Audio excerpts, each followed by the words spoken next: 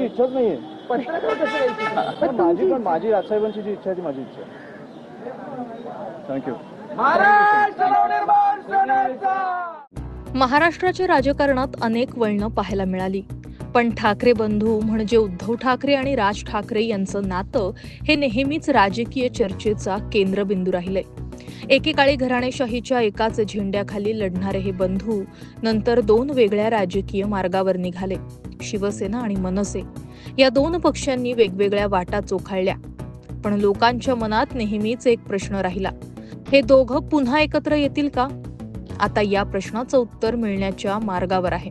नुकताच पार पडलेल्या विधानसभा निवडणुकीत शिवसेना उद्धव बाळासाहेब ठाकरे पक्षाला आणि मनसेला मिळालेलं दारुण अपयश म्हणजे राजकारणातलं एक मोठं वळण ठरलं.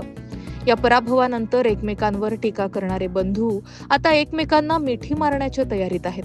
राज ठाकरेंनी दिलेली साथ आणि उद्धव ठाकरेंनी दिलेला प्रतिसाद हे फक्त शब्द नव्हते, तर ते महाराष्ट्रातल्या राजकीय समीकरणांच्या नव्या पर्वाची सुरुवात ठरू शकतात. राज म्हणाले होते, महाराष्ट्राच्या हितापुढे आमचे वाद क्षुल्लक आहेत, आणि उद्धव यांनी लगेचच उत्तर दिलं, आमच्यात वाद होतेच कुठे, काही असेलच तर विसरायला मी तयार आहे. ही भावना केवळ वाक्यांपुरती मर्यादित राहिलेली नाही. उद्धव ठाकरेंचे पुत्र आणि शिवसेनेचे आघाडीचे नेते आदित्य ठाकरे यांनीही पुढाकार घेत म्हटलं, महाराष्ट्रासाठी कोणी आमच्यासोबत यायला तयार असेल तर आम्हीही तयार. यानंतर लगेचच मनसेच्या गोटातून एक मोठी बातमी बाहेर आली. राज ठाकरेंच्या मनसेला शिवसेनेसोबत युती करण्याची सकारात्मकता आहे. सूत्रांचं म्हणणं आहे की लवकरच यावर राज ठाकरेंकडून अधिकृत निर्णय घेतला जाईल, पण प्रत्येक युतीला विरोधाचं सावट असतंच.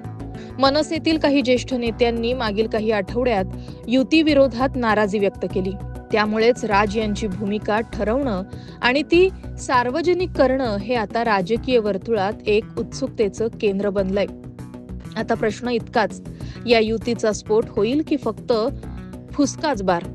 राज आणि उद्धव यांचा हातात हात देणं महाराष्ट्राच्या राजकारणाला नवं वळण देईल का? तुम्हाला काय वाटतं? तुमची प्रतिक्रिया अवश्य कमेंट करा. Bureau report, Maharashtra news 24.